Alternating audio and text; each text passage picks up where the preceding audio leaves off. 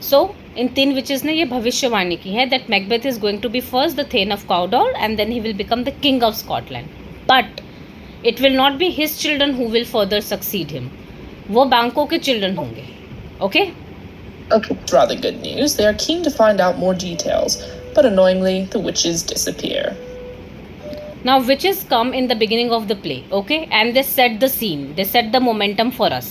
उन्होंने इतनी भविष्यवाणी कर दी है कि कौन राजा बनने वाला है, किसके बच्चे राजा बनने वाले हैं. उन्होंने पूछा अच्छा और बताओ, बन तो जाएंगे बट कैसे.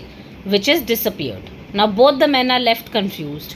अब उनको एक चीज़ बता दी गई कि फ्यूचर में ऐसा होने वाला है, और अभी दोनों में से किसी के भी दिमाग में ऐसा कुछ नहीं है.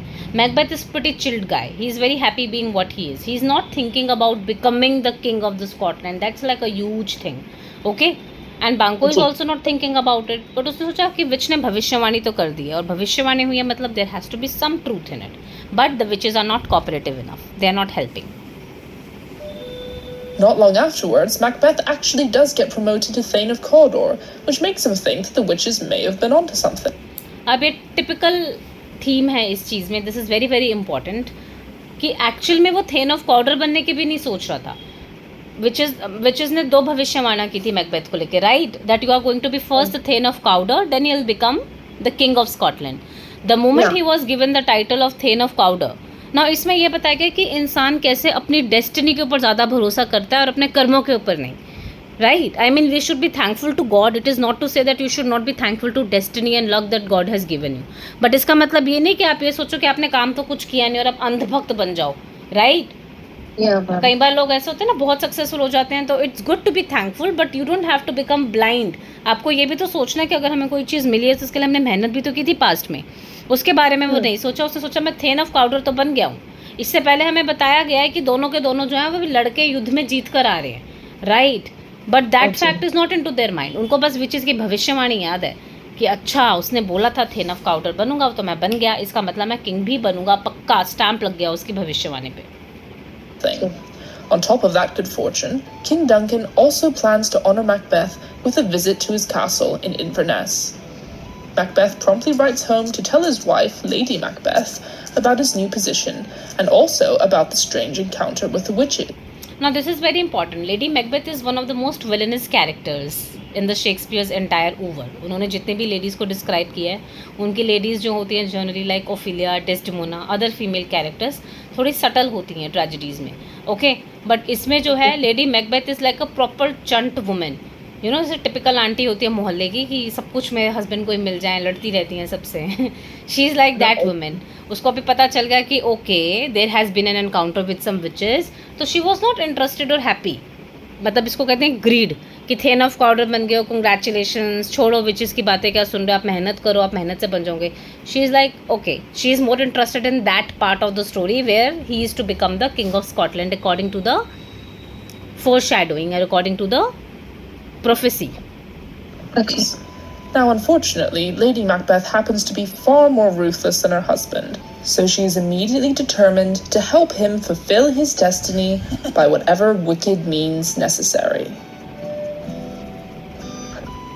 So first act ऐसे ख़त्म होता है. ओके, वो सोचती है कि मैं को वेट नहीं करना बैठ का, अभी किस्मत में लिख दिया गया. अगर आपको भी आज पता चल जाए कि आप 50 करोड़ के मालिक बनने वाले हो, तो बैठे बैठे चिल थोड़ी ना मारेंगे. मार भी सकते हैं कि भाई किस्मत में लिखा तो मिल ही जाएगा, but she is like I am going to do something about it. अब एक ही चीज़ हो सकता है ना, अगर आपको पता चल जाए कि उसके पास जो एक्सपेंसिव क्राउन है वो आपको मिलने वाला है, आप वेट नहीं करोगे, आप बोलोगे इसको मार के मैं फटाफट से ले लेती क्योंकि डेस्टिनी में तो मेरा है ही है.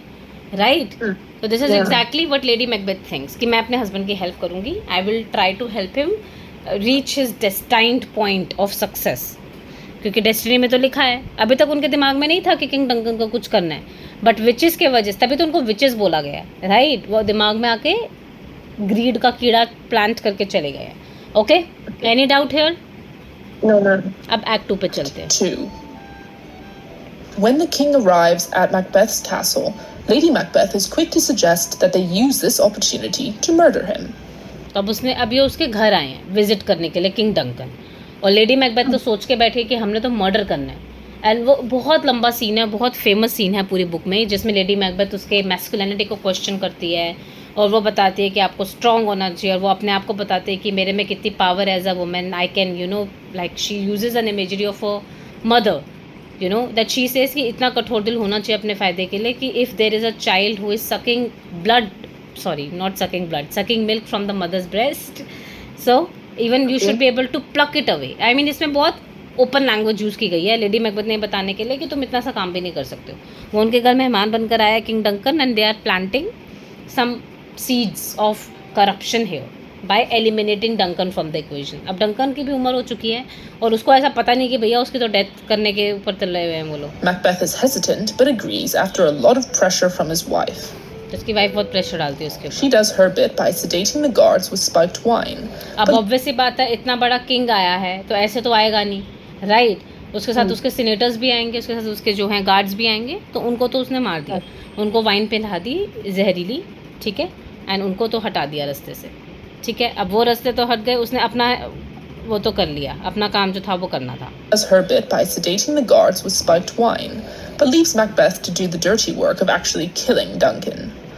As any normal person would, Macbeth is overcome with guilt at what he has done, but Lady Macbeth sets him straight by berating him for his cowardice.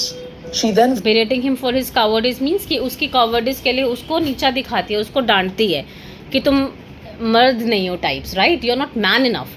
इसमें कौन सी बड़ी बात हो गई? You are fighting for your own rights, it is your destiny and you are fighting for your destiny. Don't cry like a baby, don't cry like a woman, it's okay that you have killed him, okay?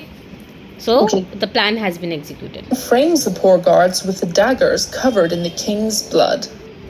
तो वो क्या करती है कि soldiers के हाथ में ही, जो उसके गार्ड्स होते हैं, क्योंकि उनको तो बेहोश कर दिया कोई वाइन पिला के, और उनके हाथ में डैगर रख दिया, मतलब कि जो बड़ा वाला छुरा था जिससे मारा गया था उन्हें, कि भैया इनके ऊपर नाम लगा देंगे कि that he has killed, okay.